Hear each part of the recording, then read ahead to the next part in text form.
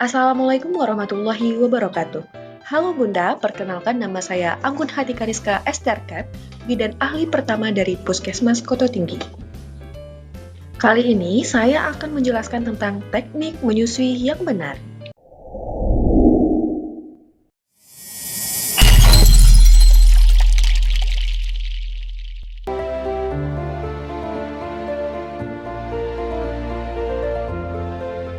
Awalnya itu aku selalu merasa bahwa kok menyusui itu sakit ya. Aku coba tanya sama orang di sekitarku, ibuku, tanteku, atau teman-temanku lainnya yang pernah menyusui. Aku tanya nih, kok sakit ya rasanya? Mereka semua bilang bahwa nggak apa-apa, ini penyesuaian. Seminggu pertama, 2 minggu pertama pasti sakit.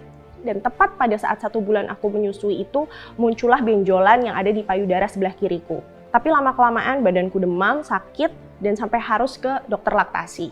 Akhirnya di situ baru diketahui kalau ternyata setelah melalui proses radiologi dan macam-macam, ternyata si gumpalan susu itu sudah berubah jadi nanah, atau dalam bahasa yang kita ketahui abses. Wah, ternyata banyak ya kendala yang dialami ibu ketika menyusui. Hal ini dapat menimbulkan puting lecet, payudara bengkak, dan infeksi lainnya seperti abses payudara dan mastitis. ASI atau air susu ibu adalah nutrisi utama untuk pertumbuhan bayi. ASI dibagi menjadi 3 tahap.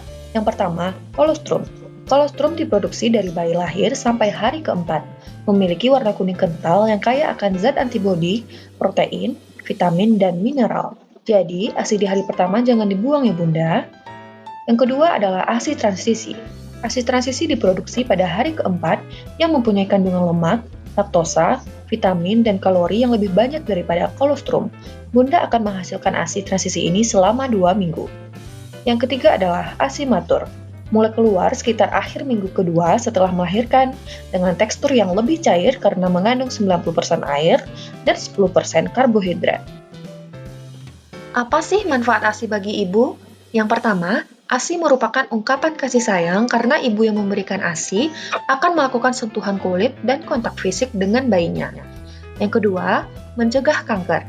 Ibu yang menyusui akan mengeluarkan hormon oksitosin dan prolaktin, sehingga dapat menekan produksi hormon estrogen yang memicu kanker. Yang ketiga, mencegah perdarahan setelah melahirkan. Dan yang keempat, dapat dijadikan metode kontrasepsi selama ibu menyusui. Manfaat ASI bagi bayi. Yang pertama, bayi bisa mendapatkan nutrisi yang seimbang karena ASI mengandung bahan yang dibutuhkan oleh bayi sesuai kebutuhannya. Yang kedua, mencegah infeksi karena ASI mengandung antibodi. Yang ketiga, meningkatkan kecerdasan karena ASI membantu perkembangan otak dan perkembangan syaraf sehingga dapat membantu meningkatkan kecerdasan anak. Yang keempat, efek psikologis yang optimal. Hal ini disebabkan karena saat menyusui ibu akan melakukan kontak mata dan memberi sentuhan kepada bayi, sehingga kasih sayang antara ibu dan bayi semakin kuat dan bayi menjadi lebih tenang. Selain itu, ASI memiliki manfaat bagi keluarga, karena lebih ekonomis dan praktis yang dapat diberikan di mana saja dan tanpa biaya apapun. Nah, untuk mendapatkan manfaat tersebut, bagaimanakah teknik menyusui yang benar?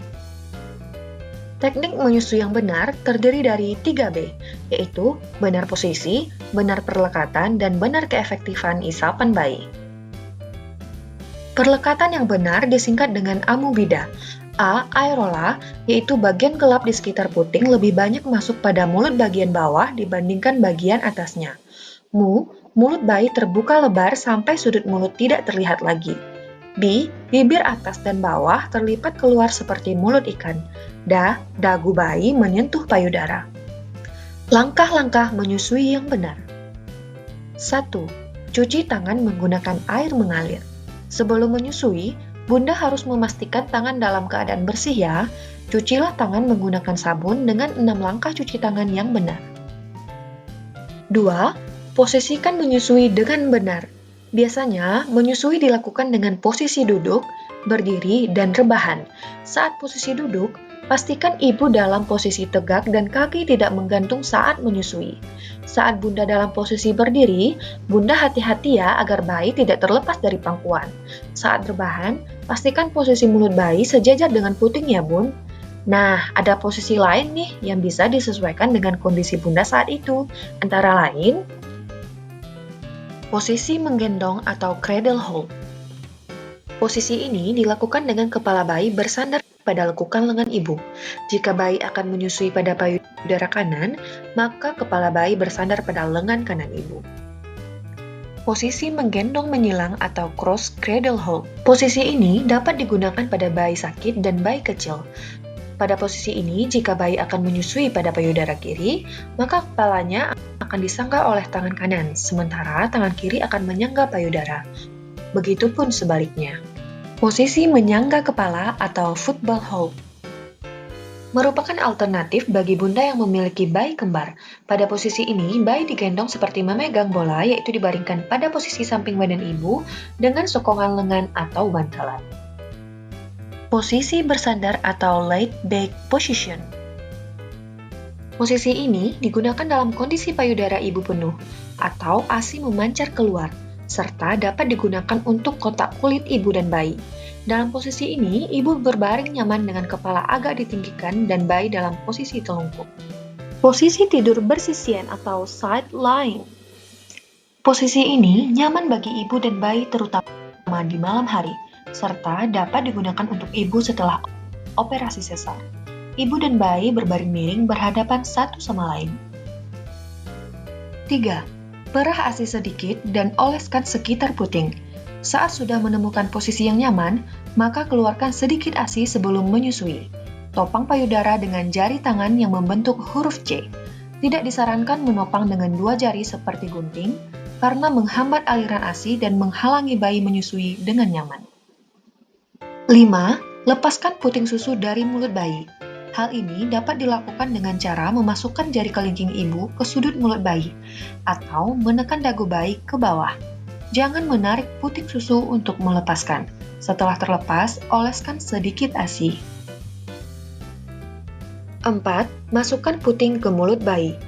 Berilah sentuhan payudara pada mulut bayi. Tunggu hingga mulut bayi terbuka lebar. Lalu masukkan puting hingga bagian hitam payudara. Susui secara bergantian. 6. Menyendawakan bayi. Menyendawakan bayi efektif dilakukan tepat setelah menyusui. Hal ini membantu bayi untuk mengeluarkan udara saat proses menyusui. Cara yang bisa dilakukan antara lain: 1. Ibu memegang bayi menghadap ke belakang dengan posisi dagu bayi menempel pada bahu ibu. Lalu, tepuk punggung bayi dengan lembut. 2. Ibu mendudukkan bayi di pangkuan dengan tangan ibu menyangga dada dan kepala bayi. Lalu, tepuk punggung bayi dengan lembut. 3. Bayi dibaringkan di pangkuan dengan perut bayi menghadap ke bawah. Kepala harus tinggi dari dadanya, lalu tepuk punggung bayi dengan lembut. Setelah memahami teknik menyusui tadi, maka diharapkan bayi bunda memperlihatkan tanda bayi menyusui dengan benar, yaitu badan bayi menempel pada perut ibu, mulut bayi terbuka lebar, mulut dan dagunya berdekatan dengan payudara, sebagian aerola masuk ke dalam mulut bayi, di mana aerola bawah lebih banyak yang masuk daripada aerola atas. Bayi terlihat melakukan isapan yang lamban, bayi terlihat tenang dan senang, dan ibu tidak merasakan adanya nyeri pada puting susu. Demikianlah informasi mengenai teknik menyusui. Semoga bunda yang sedang dan akan menyusui dapat memahami dan menerapkan teknik tersebut dan memperoleh seluruh manfaat pemberian ASI. Terima kasih. Assalamualaikum warahmatullahi wabarakatuh.